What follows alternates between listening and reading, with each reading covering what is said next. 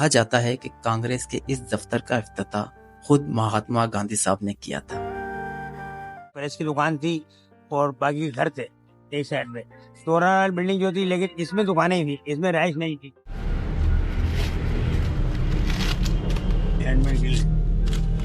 Falgu high school में जब छठी में आए थे तो मैं अखबार पढ़ने आते थे।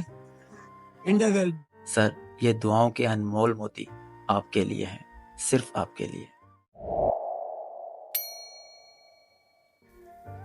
हैदराबाद, वो शहर जिसकी गलियों में माजी की सरगोशियां आज भी सुनाई देती हैं, जिसकी फिजाओं में तारीख की खुशबू रची बसी है। यह शहर महज एक मकाम नहीं, बल्कि तहजीब, मोहब्बत और फन का वो लाजवाल गीत है जिसे वक्त ने एक खजाने की सूरत महफूज किया था, लेकिन हमने अपनी गफलतों से इसे धुंधला दिया है। हैदराबाद में मौजूद बंटवारे से कब्ल की इमारतों को देखें तो यूं लगता है जैसे कोई शायरी कागज पर नहीं बल्कि ईंटों और पत्थरों पर नक्श की गई हो। हर ईंट, हर दरवाजा किसी दास्तान को छुपाए बैठा है। हैदराबाद के स्टेशन रोड पर भी ईंटों, पत्थरों और सागवान की लकड़ी से सजी अपने वक्त की कई आलीशान इमारतें मौजूद हैं, जिनमें से चंद इमारतों को अपने कैमरे में महफूज करके आपकी बसारतों की नजर करने हम आज यहाँ आए हैं। मैं एक दफा फिर से मौजूद हूँ हैदराबाद के स्टेशन रोड पर। तो आज हम आपको इस रोड के ऊपर मौजूद एक तारीखी इमारत दिखाने जा रहे हैं। इस इमारत को तोलाराम बिल्डिंग कहा जाता है, लेकिन शायद अब बहुत कम लोग ये जानते हो कि सर ये वो इमारत है जहाँ पे महात्मा गांधी साहब भी तशरीफ ला चुके हैं और हैदराबाद में कायम होने वाला कांग्रेस का इब्तदाई दफ्तर भी इसी इमारत के अंदर कायम किया गया था और इसी दफ्तर का इफ्तिताह करने के लिए ही गांधी साहब यहाँ पे तशरीफ लाए थे। तो आइए आपको कुछ मनाजिर दिखाते हैं इस आलीशान तारीखी इमारत के और कुछ इसकी तारीख से भी आपको रोशनास करवाते हैं।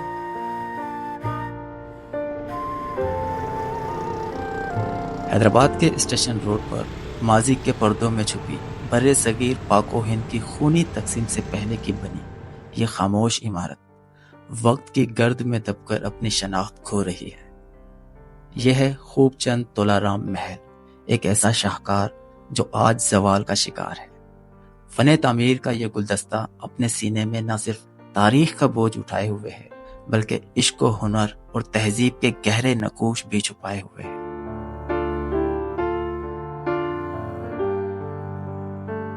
यह कोई आम इमारत नहीं है, ये एक ख्वाब है, एक गीत है जिसके हर सतून पर मोहब्बत के इस्तारे नक्श हैं और हर झरोके से गुजरती रोशनी किसी पुराने अफसाने की खुशबू बिखेरती है। यह इमारत न सिर्फ एक फनी शाहकार है बल्कि उन लम्हों की यादगार भी है जब हैदराबाद में जिंदगी एक खूबसूरत ख्वाब की मानिंद महसूस होती थी। मगर अफसोस, वक्त और बेहिसी ने इस ख्वाब को चकनाचूर कर दिया है।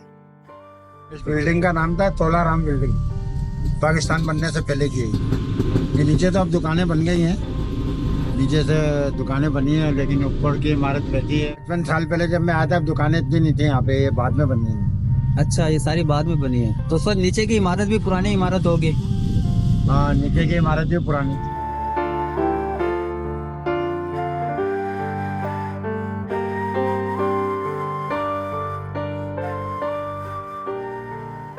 ऊपर ये एक खिड़की चेंज हुई है, ये वाली लगी है ना शीशे वाली, पहले सारी ऐसी लगी हुई थी, खिड़कियां जैसी ये लगी हुई बराबर। लोहे की जिनमें राडें हैं पहले पहले ये वाली थी। अच्छा, बीच में एक नई खिड़की जो है ऐड कर दी खिड़की इन्होंने लगाई है।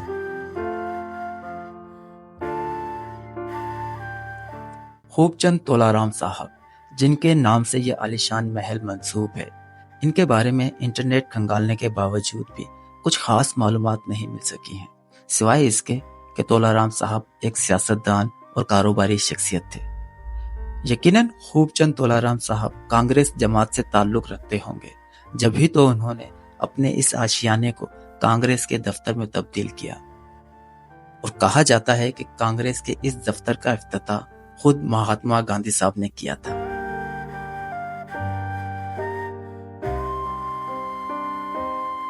इस इमारत के नीचे हैदराबाद का एक कदीम चाय खाना कैफे फिरदौस भी मौजूद है। ये चाय खाना शौकत साहब के खानदान की मलकियत है। बहुत ही नफीस इंसान है। कैफे फिरदौस में चाय पीते हुए एक हमदर्द और शफीक इंसान से मुलाकात हुई। मेरा नाम खालिद हनीफ है। मैं तकरीबन 50 साल से मैंने आपकी वीडियो जर्मनी में था तो मैंने वहाँ से स्टार्ट की, बहुत अच्छे तरीके से देखी, अच्छा लगा मुझे, बहुत अच्छा लगा। ये कैफे फिरदौस तो हमारे मामू ने कायम किया था। हमारे वालिद साहब की डेथ हो गई थी तो फिर मामू हम छोटे से हमारे साथ ले आए थे और हम बहुत छोटी उम्र में भी अपने यहाँ काम में आने लगे थे। तो मेरे 68 से मैं यहाँ पर हूँ। उस वक्त से मैं यहाँ पर काम कर रहा हूँ। मेरे भी जवानी बचपन सब यही हुआ, यही गुजरा है हमारा। मेरे भाई के सारा 2 भाई थे, मामू की डेथ हो गई थी तो उसके बाद सारे कारोबार की वापस हम नहीं करी, तो मैं भी सारी जिंदगी यहीं गुजरी। ये पाकिस्तान बनने से पहले की है, 1923 की बिल्डिंग ये कायम हुई थी जो यहाँ लगा हुआ है। ये जाहिर बात हमारे पैदाइश से पहले की। और हमने जो दफ्तर देखा वो सियासी जमात का देखा, जमात इस्लामी का। नीचे इसके पहली फर्स्ट फ्लोर पे वो थी स्टेट लाइफ इंश्योरेंस का। वो हमारे ये पाकिस्तान बनने के बाद बना था, जब से मेन पूरे सिंध का दफ्तर यही था। उसके बाद वो बिल्डिंगें बनी और डिवाइडेशन हुई, लेकिन पहले सारे एरिया मैनेजर और सारे यहीं बैठते थे। जमात से पहले भी ये सियासी मरकज था जब वो कांग्रेस का था, और उसके बाद जब पाकिस्तान बनने के बाद ये जमात इस्लामी का आ गया, तो अब तक कायम भी है। तो ये बताते हैं कि जब ये गोल्डन जुबली हो रही थी, ये प्लेटिनम जुबली, तो उस वक्त बिल्डिंग तामीर हो रही थी। किसकी गोल्डन जुबली? ब्रिटिश अमेरिका की, विक्टोरिया की, मलका विक्टोरिया की। तो उसके जो ताज का इन्होंने वहाँ इक्कासी की थी। ये और जगह भी बने थे, यहाँ हैदराबाद में ये बना था। यहाँ कुछ भी नहीं था। यहाँ पर 2 रिहायशें होती थी, एक कुरान प्रेस की दुकान थी और बाकी घर थे एक साइड में। तोरा बिल्डिंग जो थी, लेकिन इसमें दुकानें ही थी, इसमें रिहायश नहीं थी। रिहायश उसके कोने वाले साइड पे थी जो आज भी है, लेकिन यहाँ मेन जगहों में जो दुकानें थी, ये हमारी कैफे तो छोटी दुकान थी। छोटी दुकान की इसके बराबर में एक रेडियो की शॉप हुआ करती थी, एक फोटोग्राफर होते थे, APP के जो फोटोग्राफर थे, पहले गवर्नमेंट का होता था इदारा, वही फोटो खींचते तमाम सरकारी आदमी। तो तमाम गाड़ियाँ उनकी आती थी। जब ये मीडिया नहीं हुआ था, वही लोग जाते थे। फिर उसके बाद उनकी डेथ हो गई, फिर वो दुकान भी हमने खरीदी। ये रेडियो वाली दुकान वो भी हमने खरीदी थी। तो यूँ हमारी दुकान बड़ी हो।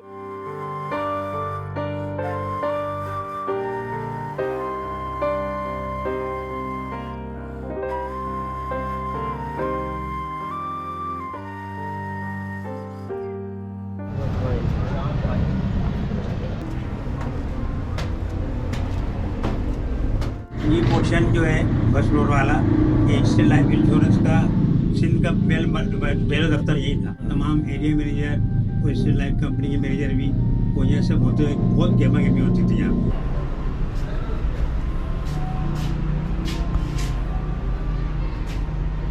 इससे ऊपर जो रास्ता है वो दफ्तर जमात इस्लामी का, जो पहले साहब का कांग्रेस का दफ्तर भी है, बिफोर पार्टीशन।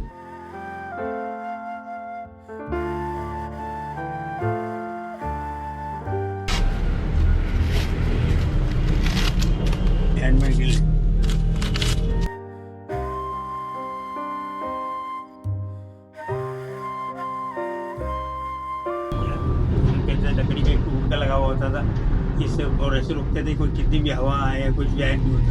इस तरह तो पुरानी इमारतें मौजूद है हर जगह। इस तरह के कदीम दरवाजे और इन दरवाज़ों पर लगे हुए ये लकड़ी के छोटे से स्टॉपर मैं पहले भी दिखा चुका हूँ, और एक दफ़ा फिर से अपने नाज़रीन को बताता चलूँ। तो ये जो स्टॉपर हुआ करते थे, ये खुले हुए दरवाजे को बंद करने से रोकने के लिए हुआ करते थे। हवा चलने से दरवाजे बार बार बंद ना हो, तो दरवाज़ा खोलने के बाद ये स्टॉपर जो है इसे यूँ दबा दिया जाता था। ये थोड़ा सा जाम हो रहा है, ये लग गया। तो अब ये दरवाज़ा जो है, चाहे जितनी भी हवा आ जाए, ये दरवाज़ा बंद नहीं होगा, खुला ही रहेगा। और ये जो इसमें से लकड़ी झलक रही है यहाँ से, यकीनन सागवान की लकड़ी।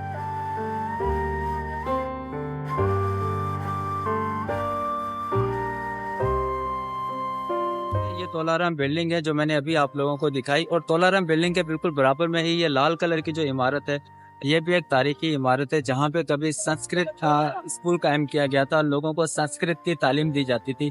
चलिए इस इमारत की कुछ तारीख आपसे शेयर करते हैं।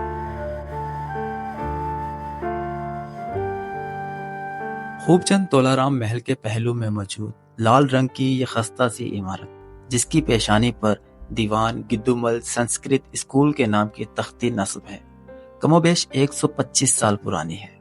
और इस इमारत की खस्तगी के बारे में हैदराबाद की एक अदबी शख्सियत जनाब अल्ताफ सदीकी साहब ने क्या खूब कहा है कि लाल रंग ओढ़े ये इमारत उस बेवा की तरह लगती है जो अपने शोहर की जुदाई में गुमसुम हो और अपने महबूब के लौट आने की मुंतजिर हो।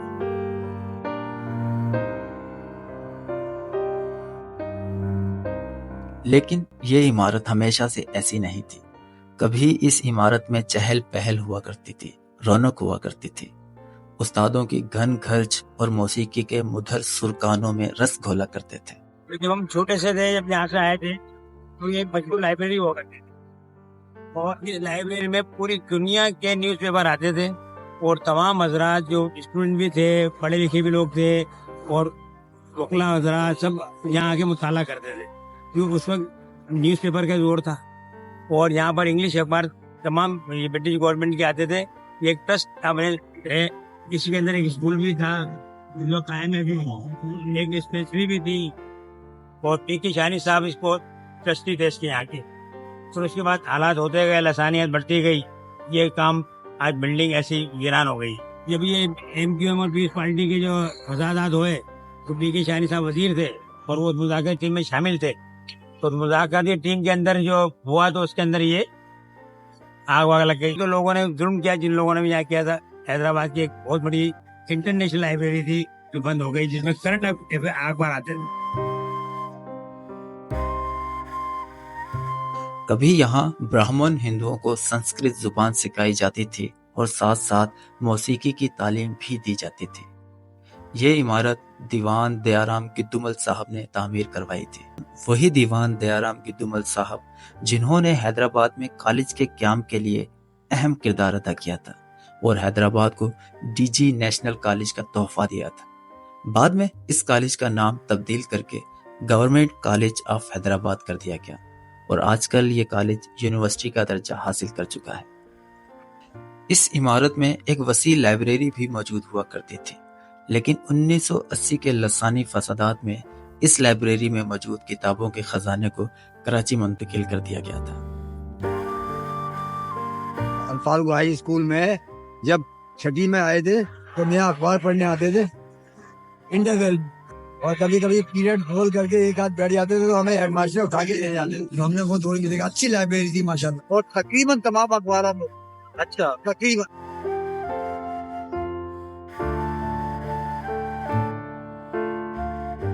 ये इमारत जिस मकसद के तहत कायम की गई थी वो मकसद पाकिस्तान बनने के बाद भी जारी रहा और कुछ वक्त पहले तक यहाँ पर एक स्कूल कायम था। क्योंकि इमारत की हालत बहुत खस्ता हो चुकी है तो इसलिए अब बच्चे अब यहाँ पे पढ़ने नहीं आते, लेकिन स्कूल का बोर्ड अभी भी मौजूद है।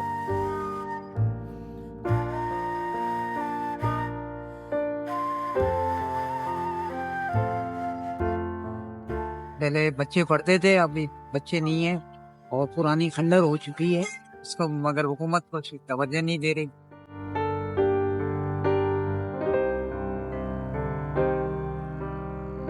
पार्टीशन से कब्ल की ये इमारत जो कभी शहर की शान थी, खंडरात की सूरत में खड़ी नजर आती है। इस इमारत के बोसीदा दरो दीवार यूं लगते हैं जैसे कोई जख्मी परिंदा हो जो उड़ने से कासिर हो। ये इमारत तारीख की वो गुमशुदा किताब है जिसके औराक को हम सब ने बेरहमी से नजरअंदाज कर दिया है।